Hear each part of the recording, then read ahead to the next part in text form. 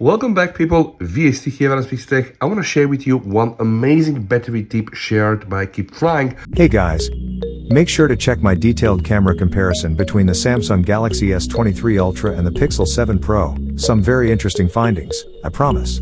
On the S23 Ultra, he's saying that the battery is really exploding and he never seen something like this. So guys, without any further ado, I want to very quickly show you what to do.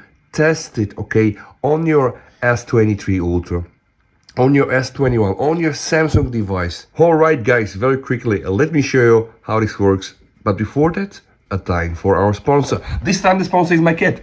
Alright, go back in your settings guys, then scroll down to security and privacy. Make sure to click on the lock screen, go inside your fingerprint. While you're there guys, just click this setting.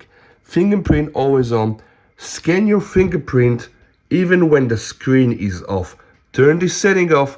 Let me know what happens after you have tested your battery in full day. Even myself right now guys, I do believe that this works, and if that's the case, this is gonna be one amazing trick.